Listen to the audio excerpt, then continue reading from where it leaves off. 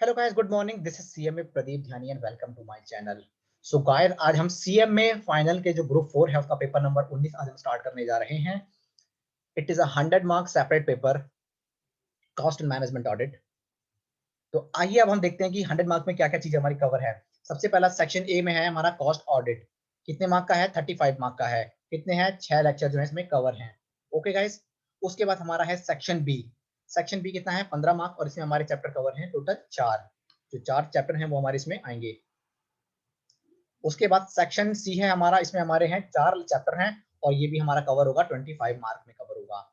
उसके बाद हमारा केस स्टडी बेस्ड कुछ क्वेश्चंस आएंगे जो हमारा 25 मार्क में होगा, और बहुत ही इजी इजी केस स्टडीज आएंगी क्वेश्चन। तो ये हमारा 100 मार्क का था। 4 सेक्शन है, 35, 15 नंबर का, 35 नंबर का, 15 नंबर का, 25 नंबर का और 25 नंबर का। दोस्तों, ये जो हमारा जो पेपर नंबर जो स्टडी नोट नंबर 19 है, इसको हम सेल्फ स्टडी भी कर सकते हैं। मैंने भी सेल्फ स्टडी करी थी और मेरी एग्जाम्शन भी आई थी, और मेरी क्या बहुत सारे स्टूडेंटों की एग्जाम्शन आती है पेपर नंबर 19 में। ठीक है गाइज। तो आज मेरे साथ बने रहिएगा। मैं आपको बिल्कुल 100 मार्क पूरा कवर कराऊंगा। केस स्टडी वेस्ट स्टडी सब मैं कवर कराऊंगा, टेंशन ना लीजिए, बस मेरे साथ बने रहिएगा। ठीक है। आज हम इसका पहला चैप्टर स्टार्ट करते हैं अपना।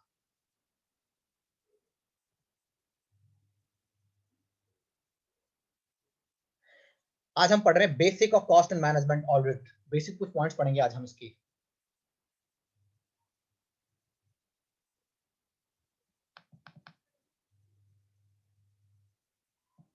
इसकी डेफिनेशन पढ़ते हैं। कॉस्ट ऑडिट की रिक्वायरमेंट क्या हुई? अकॉर्डिंग टू सीमा लंदन, जो इंस्टीट्यूट है हमारा, सीमा लंदन का जो इंस्टीट्यूट है, उसने कहा कि cost audit is the verification of correctness of cost accounts and adherence of the cost accounting plan. यानी जो कंपनी ने कॉस्ट अकाउंटिंग रिकॉर्ड जो मेंटेन करे हैं, उनको वेरीफाई करेंगे हम कॉस्ट ऑडिट में कि उन्होंने सही से मेंटेन करे हैं या नहीं करे cost record. Okay. In other words, cost audit is the verification of cost of production and of any product, service or activity on the basis of accounting maintained by an enterprise in accordance with the accepted principle of cost accounting standard। यानी हम उनकी books of account को देखेंगे, हम उनकी cost of production को देखेंगे, हम उनकी रिकॉर्ड को देखेंगे कि क्या उन्होंने सही से मेंटेन करे या नहीं करे। जब उनको ऑडिट करेंगे, एक ऑडिटर जब उनका ऑडिट करेगा कॉस्ट ऑडिट को, that this definition of cost audit is relevant to the voluntary cost audit without any statutory backing। यानी ये जब ये एक ऑर्गेनाइजेशन है जब वॉलंटरी ऑडिट करती है तब भी सहायक होते हैं, हेल्पफुल होते हैं। The institute of cost accountants of India ने क्या डेफिनेशन दिया है? इसने क्या कहा, अब देखिए आइए। Define cost audit as the system of audit introduced by the government of India. यानी ये कॉस्ट ऑडिट जो है वो इंट्रोड्यूस किया है गवर्नमेंट ऑफ इंडिया ने। किस पर्पज से? रिव्यू करने से, एग्जाम करने से, appraisal of cost accounting record. जो कॉस्ट अकाउंटिंग रिकॉर्ड मेंटेन करा है उसको हम रिव्यू करेंगे, एग्जामिन करेंगे। Information required to be maintain by the specified industry. जो स्पेसिफाइड इंडस्ट्री जो कॉस्ट ऑडिट के अंदर कवर हो रही है, कौन कौन सी कवर हो रही है आगे हम चलकर देखेंगे। लेकिन जो भी कवर हो रही है इंडस्ट्रीज, जो इंडस्ट्रीज कवर हो रही हैं, उन इंडस्ट्रीज का हम क्या करेंगे कि जो स्पेसिफाइड इंडस्ट्रीज हम देखेंगे कि उन्होंने मेंटेन करें या नहीं करें, उनके अकाउंट्स को, जो रिकॉर्ड उन्होंने मेंटेन करे उनको हम एग्जामिन करेंगे, वेरीफाई करेंगे, रिव्यू करेंगे हम। ओके दोस्तों, ये डेफिनेशन थी।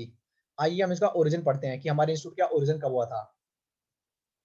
दोस्तों क्या हुआ था ना, 1950 के आसपास की जो हमारी जो 1950 के आसपास का सिस्टम था, उस समय क्या हुआ करता था दोस्तों, कुछ ना काफी ना मतलब काफी घोटाले हुए, काफी घपले हुए। तो गवर्नमेंट को ना ये लगा कि कॉस्ट ऑडिट की ना जरूरत महसूस हुई 1950 के आसपास का।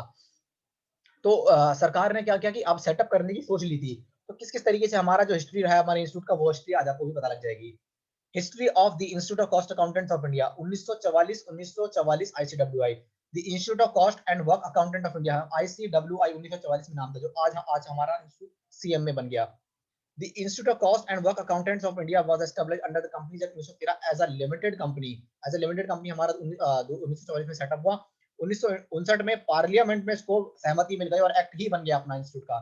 The Institute of Cost and Work Accountant of India ICWAI was established under Cost and Work Accountant of Act 1959। एक एक्ट ही बन गया हमारा 1959। आगे देखिए दोस्तों, the institute of cost and work accountant of India as referred the institute of cost accountants of India. 2012 में इसको नाम आईसीडब्ल्यूआई को बदलकर हमने आईसीएआई कर दिया, the institute of cost accountants of India.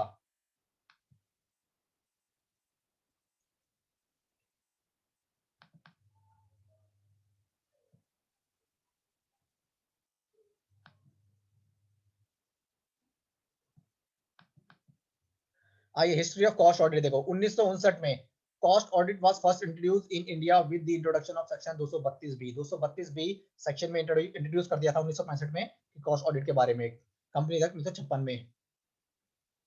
1965 से 2008 तक 44 industries were covered under cost record maintenance and cost audit in a company specific basics. यानी कुछ स्पेसिफिक कंपनियों में 44 इंडस्ट्री जो थी कवर कर दी गई थी 1965 से 2008 तक। 2008 में expert group set up to study the existing cost audit mechanism. जो हमारा 2008 में क्या हुआ, एक एक्सपर्ट का ग्रुप बनाया गया कि कॉस्ट ऑडिट के जो प्रेजेंट कॉस्ट ऑडिट का जो सेटअप है उसको अंडरस्टैंड करने के लिए कि क्या क्या उनमें चेंजेस किए जा सकते हैं। 2009 में क्या हुआ, expert group submitted its report to the central government. जो एक्सपर्ट ग्रुप सेटअप किया गया था 2008 में, उसने 2009 में रिपोर्ट सबमिट कर दी थी सेंट्रल गवर्नमेंट को। 2001 में introduction of mandatory cost audit of cost record maintained by companies under companies act 1956 for manufacturing. 2011 में तो कंपनी जो है मैंडेटरी कर दिया गया। कौन कौन सी इंडस्ट्रीज को, जो मैन्युफैक्चरिंग करती है, माइनिंग करती है, processing, operation depending on limit turnover and limit of net worth. यानी कुछ इंडस्ट्रीज में जो मैन्युफैक्चरिंग करती है, माइनिंग करती है, प्रोसेसिंग करती है, इनमें कुछ स्पेसिफाइड लिमिट रख दी। जो लिमिट को क्रॉस कर जाएगी, जो इंडस्ट्रीज क्रॉस कर जाएगी, उस पर कॉस्ट ऑडिट मैंडेटरी एप्लीकेबल होगा। और 2004 में तो new companies cost record and audit rule 2004 issue ही कर दिया। कंपनीज एक्ट 2013 आया तो cost audit and record rules 2014 जो थे वो इशू कर दी सेंट्रल गवर्नमेंट ने। ओके दोस्तों, आगे आगे पढ़ते हैं। Section 148 of companies act 2013 empower the central government to specify audit of item of cost in respect of certain companies as under। कुछ स्पेसिफाइड कंपनीज ही रिकॉर्ड हुई थी हमारी जो लिमिट को क्रॉस करती थी, ठीक है ना। सेक्शन 148 कुछ पॉइंट्स बताता है उसके बारे में, उनके बारे में, इंडस्ट्रीज के बारे में। आइए एक करके हम इन पॉइंट्सों को देखते हैं।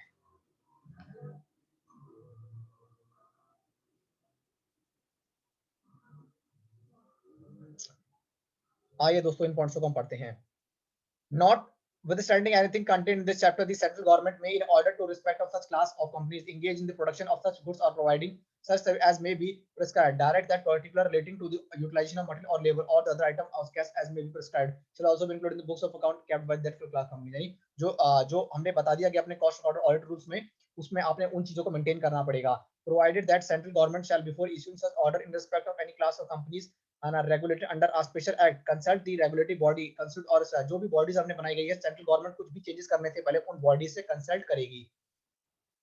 If the central government of the opinion, अगर सेंट्रल गवर्नमेंट को ऐसा लगता है that it is necessary to do so, it may be order direct that the audit of cost record of class of companies which are covered under the subsection 1 which have a net worth of such amount as may be prescribed or a turnover of such amount as may be prescribed shall be conducted in the manner specified। यानी कोई limit setup कर दी, कुछ specified companies पर limit setup कर दी कि आपकी इसकी net worth या नेट टर्नओवर अगर इससे ज्यादा हो गई तो आप पर कॉस्ट ऑडिट जो है वो एप्लीकेबल हो जाएगा।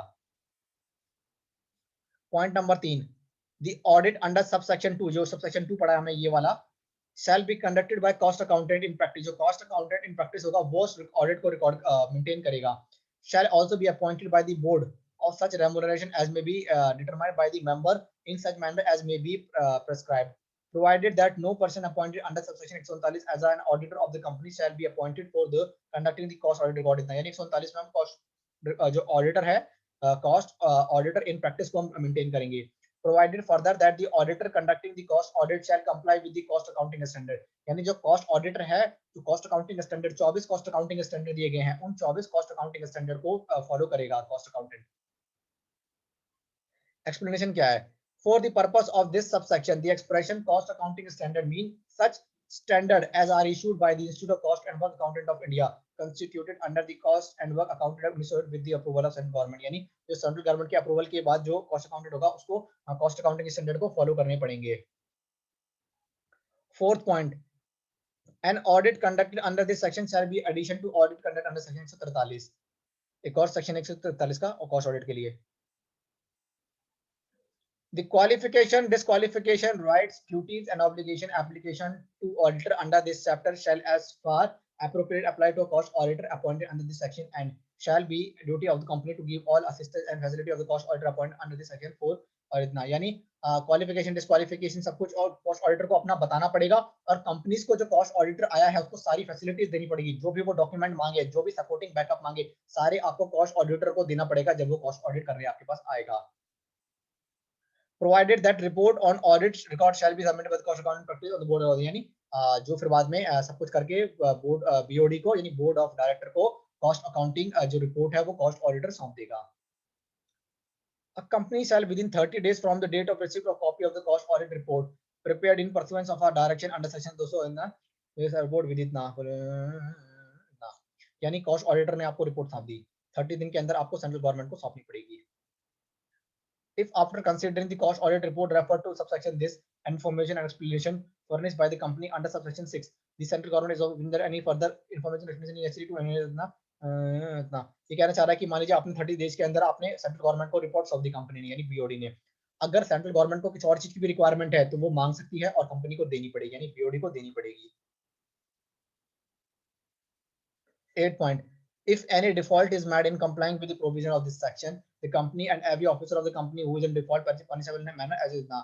यानी अगर मान लीजिए कोई डिफॉल्ट करता है कंपनी का बंदा तो 147 सबसेक्शन 1 में उसको जो सजा मेंशन्ड है वो मिलेगी आपको। और मान लीजिए दी cost auditor of the company who is in default, अगर कॉस्ट ऑडिटर अगर डिफॉल्ट है तो 147 सबसेक्शन क्या नाम है उसका सबसेक्शन 2 क्लॉज सबसेक्शन 2 to 5 में जो भी जो पनिशेबल सजा है वो मिलेगी उसको। ओके दोस्तों, तो आज के लिए हम अपना पेपर नंबर 19 में जो कंटेंट है आज यहीं पर करते हैं, नेक्स्ट लेक्चर में हम इसको कंटिन्यू करेंगे। ओके गाइस, अगर if you like the video please subscribe the channel and कोई भी डाउट हो किसी कंटेंट पर वीडियो बनानी है तो मैं आपको बना दूंगा, आप मेरे साथ लगे रहिए, पेपर नंबर 19 को 7 मिनट फिनिश कर देंगे। Okay bye guys.